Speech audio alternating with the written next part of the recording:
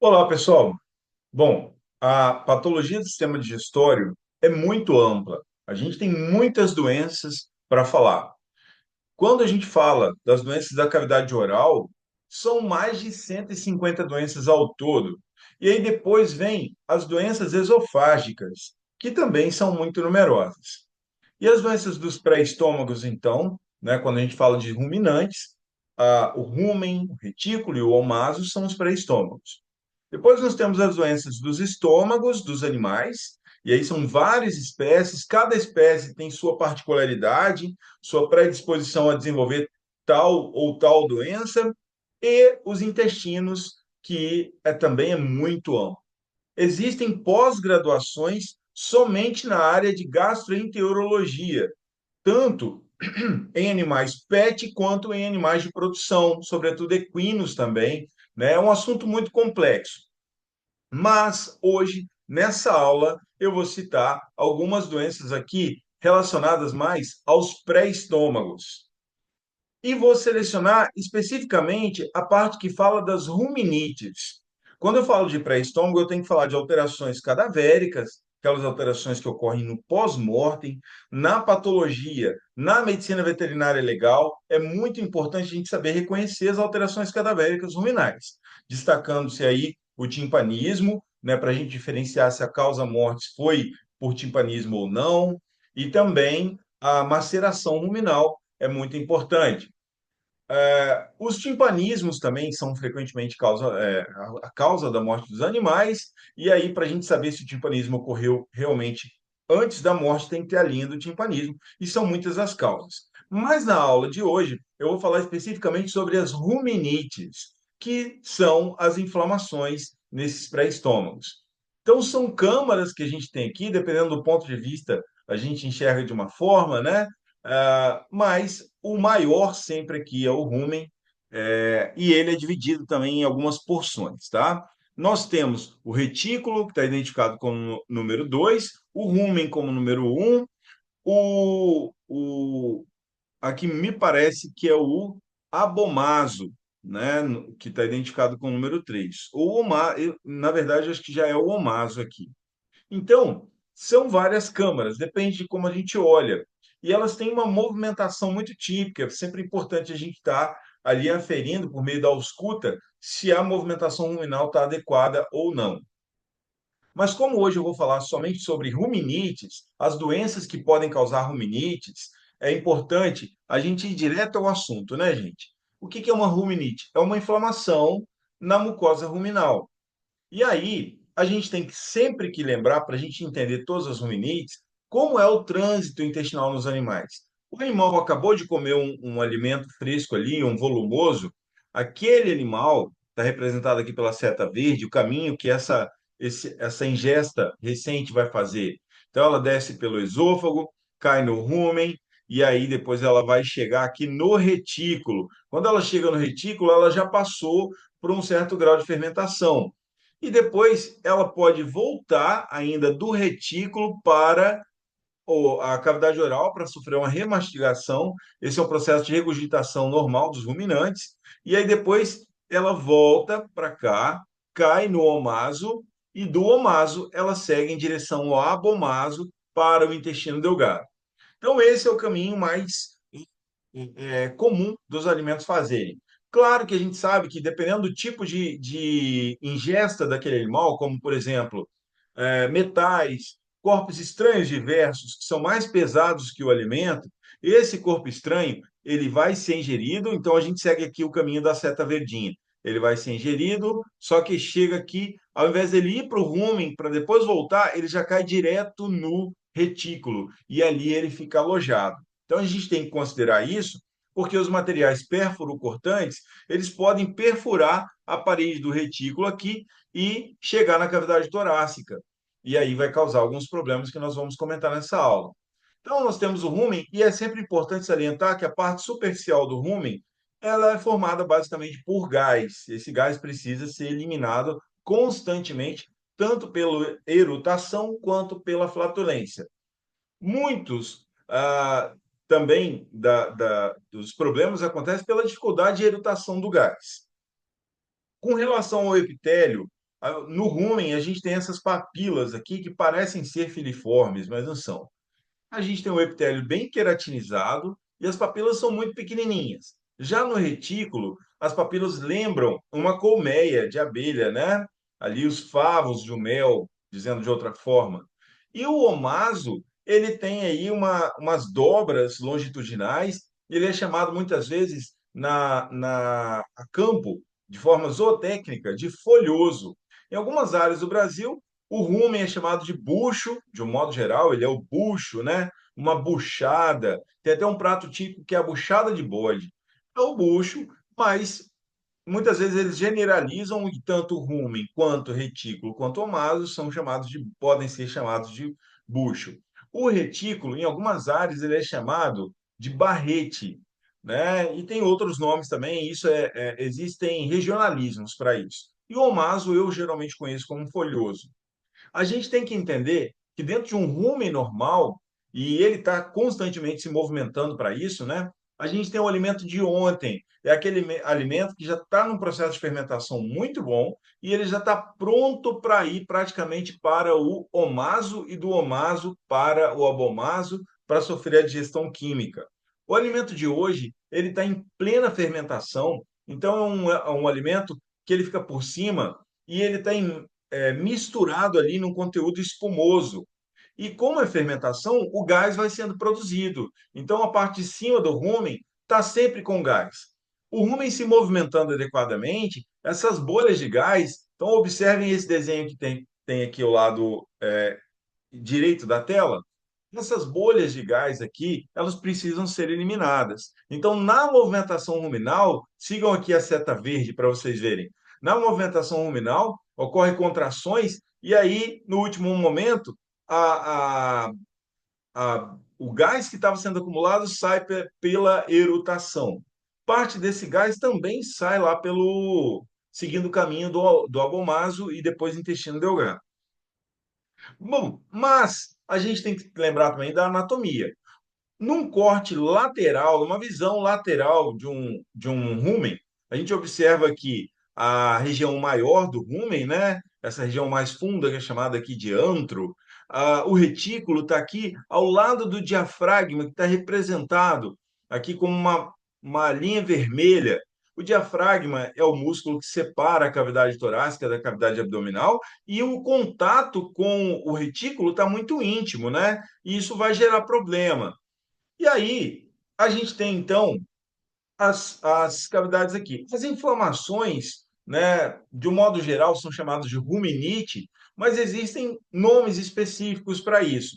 A gente tem uma inflamação no rumen, sim, ela se chama ruminite, mas no retículo pode ser chamada também de reticulite, tá? E no omaso, uma omasite. Mas, claro, no dia a dia, a gente geralmente não define, não diferencia isso. Mesmo porque a maioria dos agentes etiológicos que causam uma ruminite também causa uma reticulite, uma omasite. Existe também a abomasite, mas como o abomaso é um estômago, não é simplesmente uma câmara de fermentação, a gente fala sobre as doenças do abomaso quando a gente vai falar sobre as doenças dos estômagos dos animais. Então, aqui é só para mostrar para vocês que existem conceitos diferenciados para rumen, retículo e omaso. As causas geralmente são as mesmas. Não dá para a gente separar que as causas de ruminite são diferentes das causas de reticulites, né? Então, os agentes etiológicos são os mesmos. E aí, pessoal, uma das possíveis das causas de ruminite nos animais é a ingestão de planta tóxica. Não é comum, não é algo que acontece de forma corriqueira na nossa rotina. Por quê? No Brasil, na maior parte dos países, nós não temos muitas plantas tóxicas que causam ruminite direto. Mas a gente não pode deixar de falar dessa planta aqui, chamada de Baccharis coridifolia. A Baccharis coridifolia, nesse artigo publicado por pesquisadores da Universidade Federal do Rio Grande do Sul e da Universidade Federal de Santa Maria, melhor dizendo, eles relataram um caso muito interessante. Eles mudaram, transferiram de pasto muitas novilhas. E aí as novilhas jovens, 36 horas após elas serem introduzidas no pasto antigo, 19 foram encontradas mortas. Nas 24 horas seguintes, mais 13 foram encontradas mortas. Muitas morreram. E por quê? Porque elas comeram a planta. E por que que elas comeram? Naquela pastagem já tinha novilhas e não morreram porque elas já estavam acostumadas e elas sabiam que elas tinham que selecionar e não podiam comer a planta. Os animais jovens, quando colocados numa pastagem, eles são mais suscetíveis a não selecionar adequadamente e aí ocorre a lesão. Mas, de um modo geral, nós não temos muitas plantas tóxicas que causam tanta ruminite. Existem sim, mas eu não posso deixar de falar dessa aqui, da famosa Baccharis coridifolha, conhecida lá no Rio Grande do Sul por mil-mil. Ela é muito relatada no sul do país por questões mesmo geográficas. Não é uma planta que se desenvolve na nossa temperatura, aqui na região, eu estou falando com vocês aqui da região sudeste, né? Nós estamos, em nossa maioria, na região sudeste, aqui não tem essa planta. Talvez no extremo sul de São Paulo ela poderia ser encontrada, mas não há relatos de intoxicações por essa planta no estado de São Paulo, por exemplo, muito menos no norte do país, muito menos no nordeste, porque é uma planta que ela é regional naquela área. E aqui são exemplares, né? Eu mesmo nunca vi essa planta pessoalmente, mas não é por isso que a gente não precisa falar sobre ela. Então, é a Baccharis coridifolha, conhecida como mil-mil.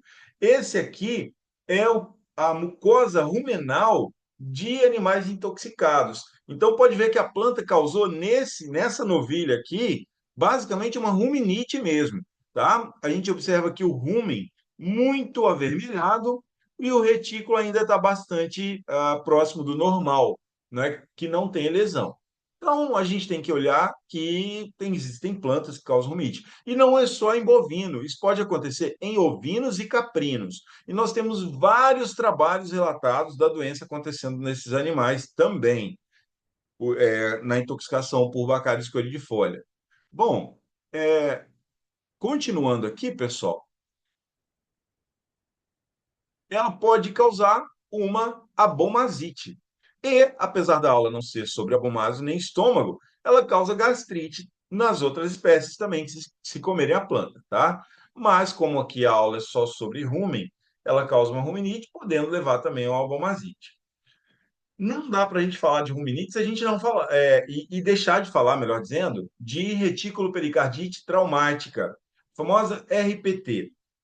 Bom, primeiro, o nome mais correto seria retículo peritonite pericardite de fundo traumático, porque o animal tem uma reticulite, uma peritonite e uma pericardite. Mas é normal, é corriqueiro a gente simplificar e chamar de retículo pericardite traumática, tá? Bom, vamos entender isso nos próximos desenhos. Mas, na rotina clínica, em boiatria, é muito comum os médicos veterinários abreviarem essa doença e chamá-la apenas de RPT, a sigla para retículo peritonite traumática, tá? Ou pericardite traumática. Bom, como que essa doença acontece? O bovino, principalmente, isso acontece em pequenos ruminantes, mas é mais raro. O bovino, ele não é tão seletivo para corpos estranhos. Então, se ele tiver numa pastagem, sobretudo pastagens altas, onde ele vai aprisionando o alimento ali com a língua, e, por acaso, por falta de cuidado, o funcionário, o responsável por ter trocado a cerca, ele deixou cair pedaços de arame, pregos, grampos de cerca. É comum que isso aconteça, né? O cara está lá trabalhando e ele deixa cair grampo lá no meio do capim. O animal vai ingerir esse grampo. E esse grampo, a hora que ele chega no retículo, ele cai aqui dentro e ele fica acumulando. E aí, é muito comum, principalmente em vacas gestantes. Mas já vi casos interessantes de RPT, de retículo pericardite traumática, em touro.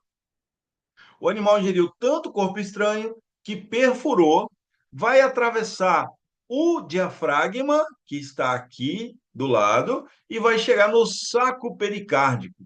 E no saco pericárdico, a quantidade de bactéria que vai entrar, trazida pelo material perfurante, vai ser imensa. Isso, no saco pericárdico, é um absurdo, né? Uma resposta inflamatória gigantesca vai acontecer. Nas primeiras semanas ali, vai vir muita fibrina. Essa fibrina começa a se depositar dentro dessa bolsa aqui que envolve o coração, que é o saco pericárdico. E logo em seguida, já no terceiro dia, segundo, terceiro dia, já começa a vir muito pus. E aí vai ter uma grande quantidade de pus. E por que que vem fibrina e pus? Porque foram bactérias que entraram ali trazidas por esse corpo estranho. Isso é a retículo pericardite traumática.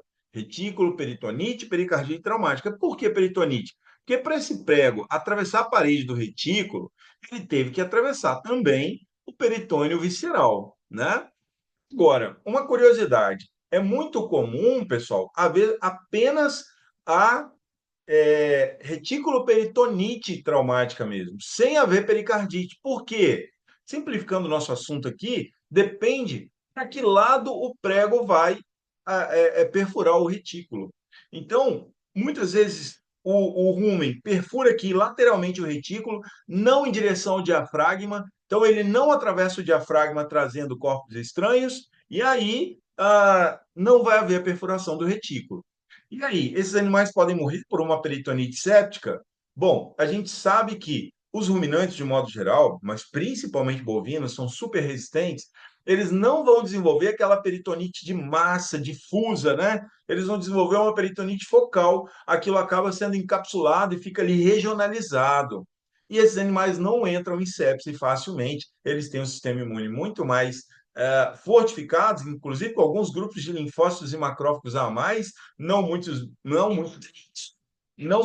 bem descritos para outras espécies, mas acontece, tá? Bom, esse aqui, esses corpos estranhos foram retirados de um único animal. Então, o animal, ele estava num ambiente de pastagem cujo manejo ali era muito precário. Então, ele encontrava de tudo no meio da grama e comia de tudo. A gente tem, em algumas áreas, é comum eu ver isso, regiões de brejo, regiões de pastagem verdinha, principalmente na época seca do ano, em que aquela várzea, né, onde o rio, quando tem enchente, ele traz tudo e aquilo, depois o rio volta ao tamanho normal, aquilo ficou depositado na várzea. Então, corpos estranhos vindo de cidade, vindo junto com a enchente, vão se depositando ali. E aí o animal ingere tudo de errado quando o capim cresce. Então, é um cuidado que a gente tem que ter. Aqui, ó, para mostrar para vocês, corpos estranhos atravessando a parede do retículo. E o retículo, justamente por ter essas pregas que parecem ali favos de mel, ela predispõe à perfuração, né? Na movimentação, o corpo estranho acaba agarrando, vamos usar esse termo, nessas dobras, né? E ele acaba perfurando depois uma contração. Então, é comum acontecer isso. Se o prego fica parado aqui, o animal vai ter apenas uma reticulite, né?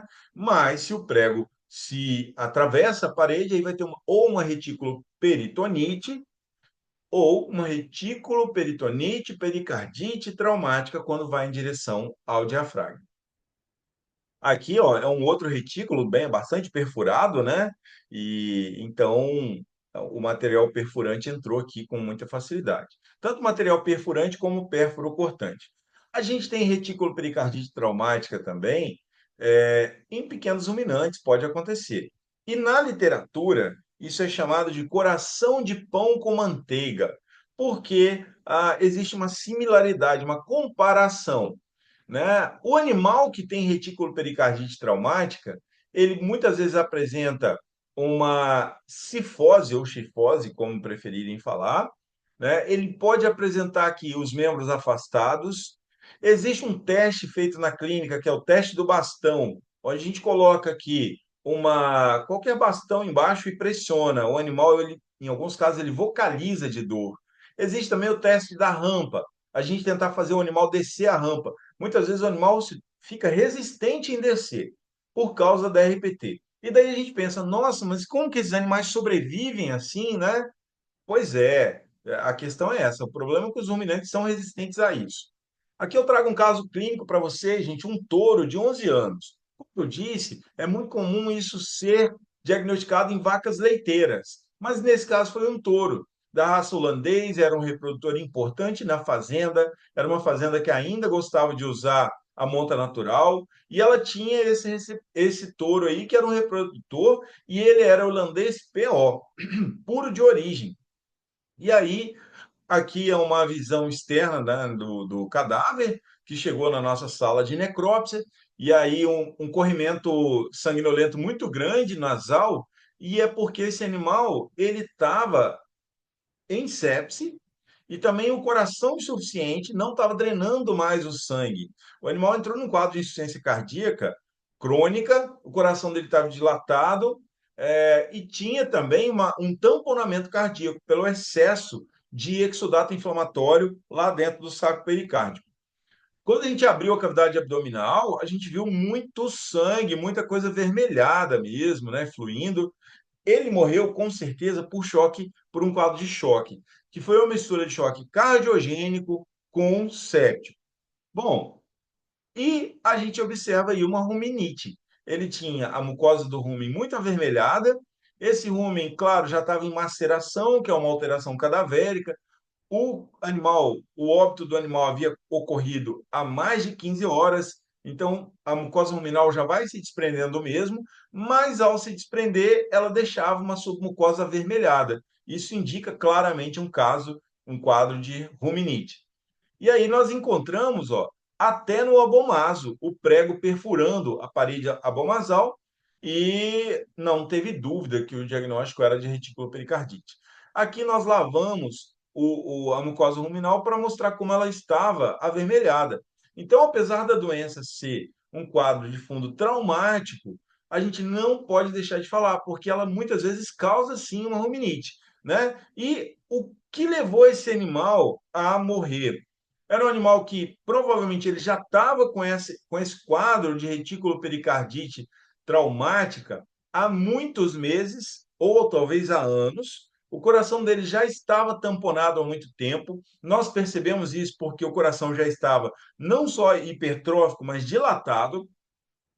O lance, o que levou esse animal a morrer, foi que um ou dois dias anterior ao óbito, ele foi selecionado para a monta. E aí, quando ele realizou a monta, o esforço físico provavelmente promoveu a movimentação do corpo estranho lá dentro. Então, o animal que já estava com o coração bastante fragilizado, então ele tinha muita chance de entrar no quadro de choque cardiogênico, sim, mas a movimentação desse corpo perfurante fez com que muitas bactérias entrassem na corrente sanguínea e levasse também a um choque séptico, e a gente encontrou, inclusive, lesões pulmonares de choque séptico. Uma outra lesão interessante que a gente encontrou foi esse pulmão aqui, a gente observa aqui, ó, que é o pulmão, aqui é a parede da cavidade torácica, e tem uma aderência entre pleura visceral e pleura parietal. Essa aderência aí que ocorre porque houve um extravasamento do exudato inflamatório, causou uma pleurite, e aí uma pleurite fibrinosa ou fibrino-purulenta, fez com que a pleura se aderisse à cavidade torácica. Aqui, ó, é uma imagem mostrando o saco pericárdico lotado de exudato e o exudato extravasando aqui pelo furo onde havia antes um prego. Então, ficou bem didático, mostrando o local exato que o prego entrou na cavidade, no saco pericárdico, levando as bactérias ruminais. Aqui a abertura do coração, mostrando uma quantidade muito grande de exudato fibrino purulento.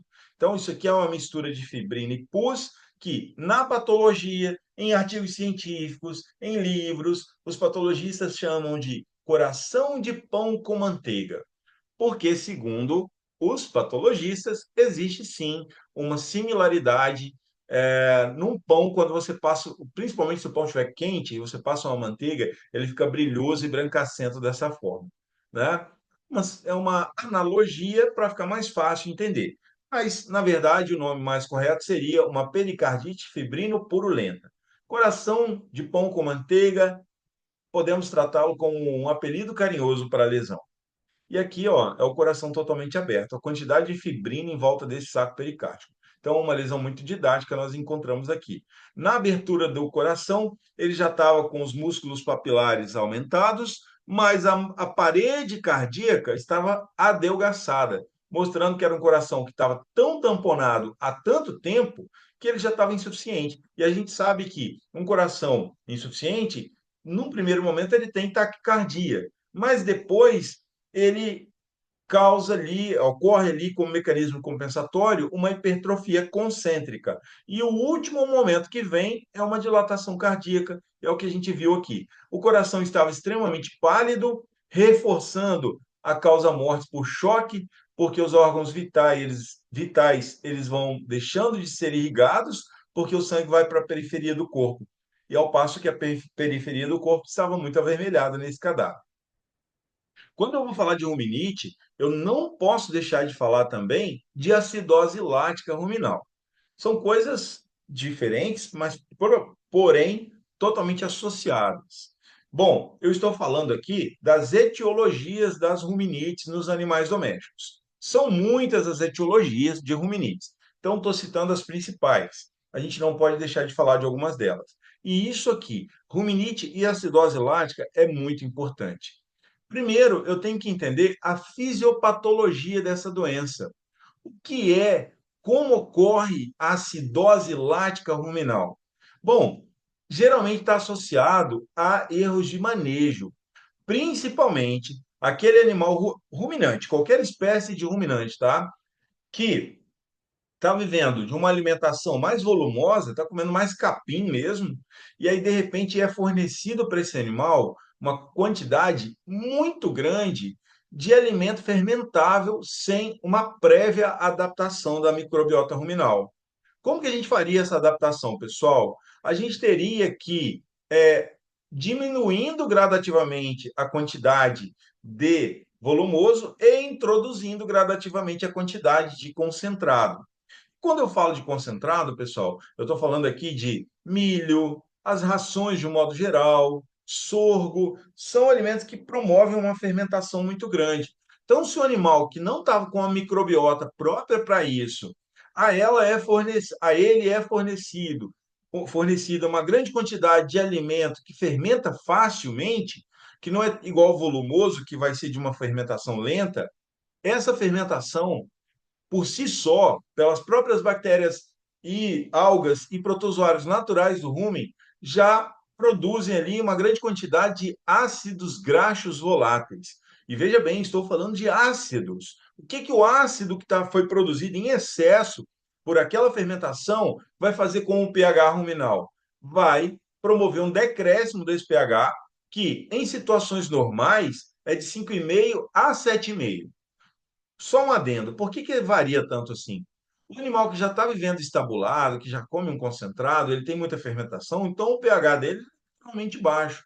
O animal que vive só a campo, só a pasto, o pH ruminal dele pode chegar a 7,5, portanto ser bastante alcalino, já alcalino nesses casos. Não bastante, mas para um rumen seria bastante, tá? Bom, então, como houve uma produção exagerada de ácido graxo, o pH pode cair para 5 ou para perto de 5. Quando o pH começa a ficar abaixo de 5,5, isso começa a selecionar a microbiota ruminal. Isso não deveria acontecer. Então, muitas bactérias do gênero Streptococcus bovis, da espécie Streptococcus bovis, começa a crescer, começa a ficar muito grande. E os streptococcus produzem o quê? Ácido lático. Por isso que vem a acidose lática ruminal. Esse ácido lático que vai ser produzido pelo Streptococcus vai promover ainda mais uma acidificação do conteúdo ruminal, e o conteúdo ruminal, como vocês podem ver aí, ele começa a chegar próximo de 4,5. Um conteúdo ruminal próximo de 4,5 vai selecionar ainda mais uma microbiota ruminal que não é benéfica, que vai produzir mais ácido ainda.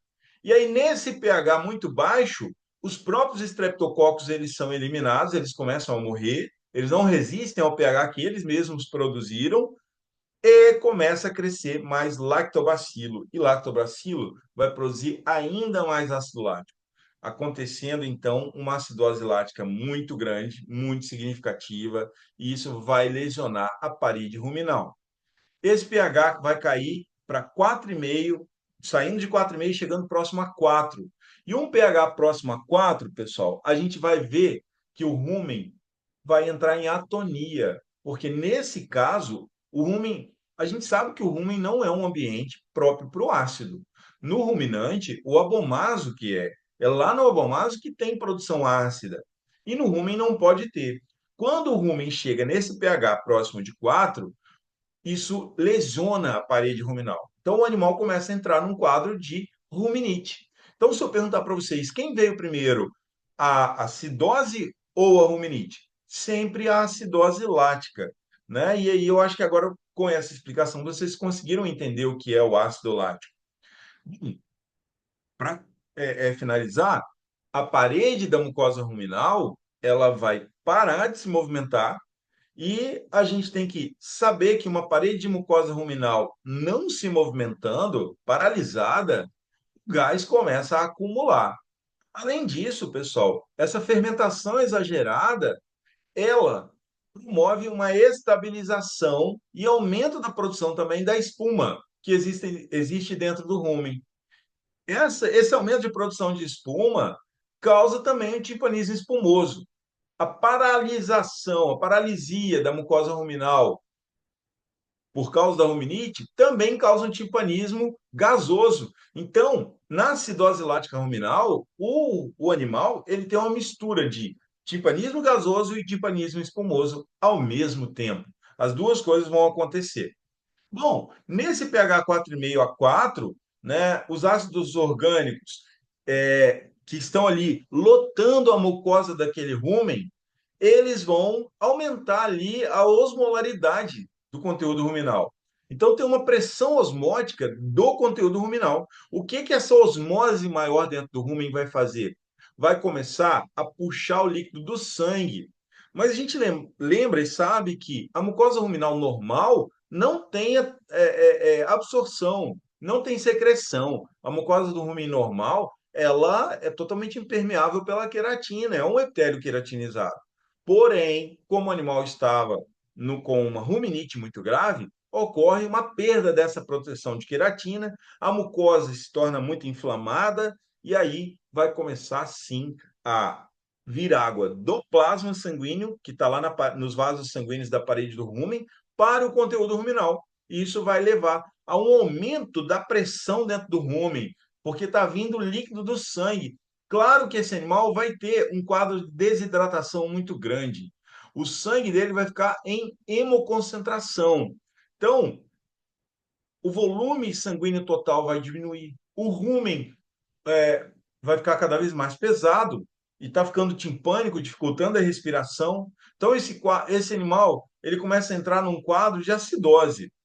A gente tem que lembrar que quando a pressão arterial está diminuindo, o sangue está hemoconcentrado, o rim para de filtrar.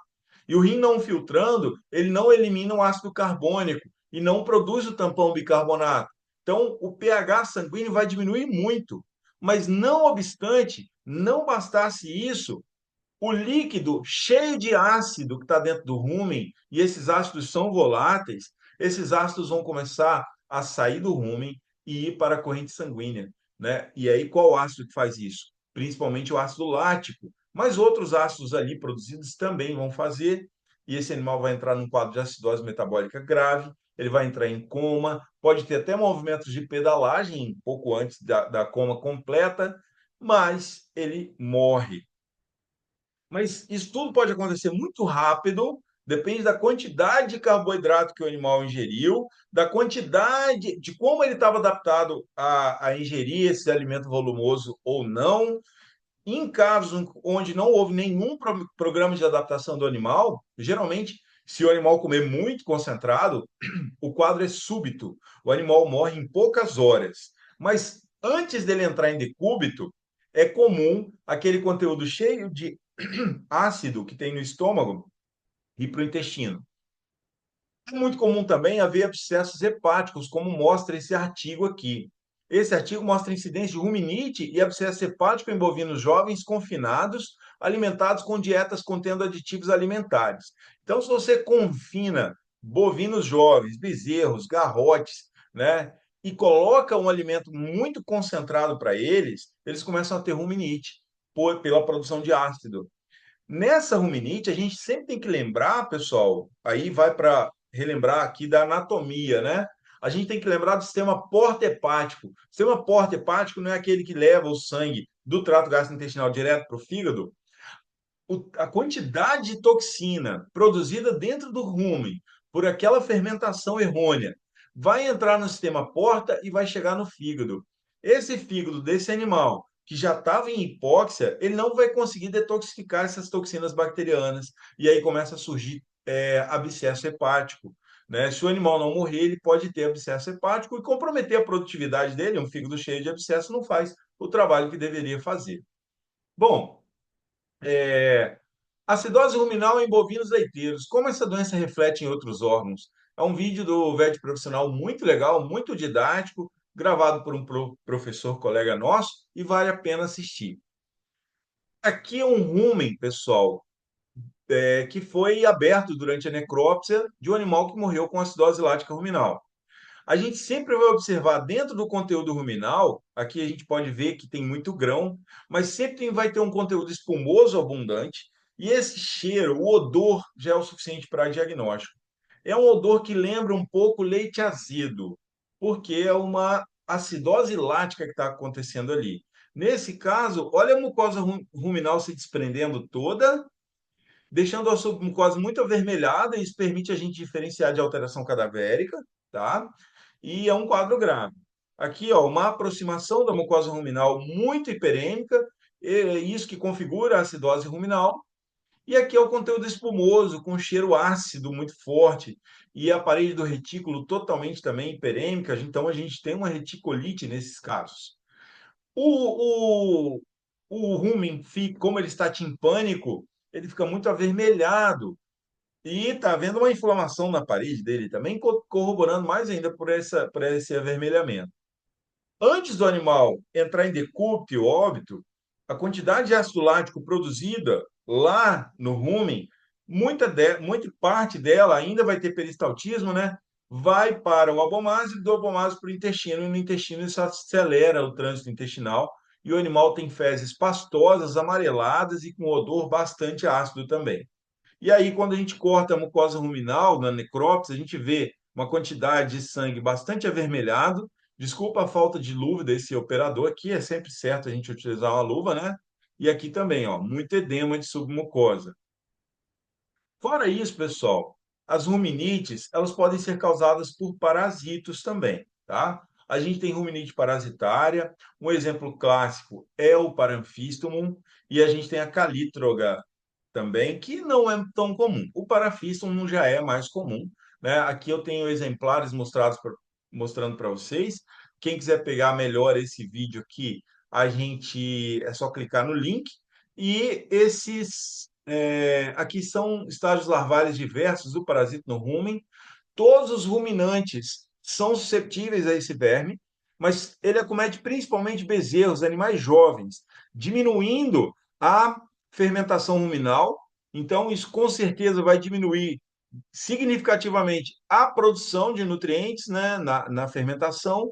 E isso impede, dificulta o crescimento adequado do animal, o ganho de peso. Então, é um parasita ruminal que a gente tem que tomar cuidado e observar.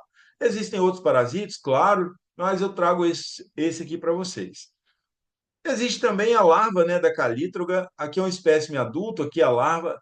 Não é comum, nunca presenciei isso na minha rotina prática de necrópsias, mas é relatado e acontece. Alguns países, principalmente América do Norte, parece que essa mosca é mais comum. E aí o estágio larvar dela, se a mosca ovipõe na região próximo ali à comissura labial, ou então ao nariz do ruminante, ao lamber aquela área, o calor da lambida faz com que os ovos da mosca eclodam, então as larvas na forma de L1 entram pela boca, vão parar lá no rumen, se aderem à mucosa ruminal e no local em que elas aderem, causa sim uma ruminite. Então, geralmente são ruminites tópicas, que não causam grandes agravos, só se fosse uma infecção muito grande mesmo. Mas não é algo tão relevante assim dentro da clínica.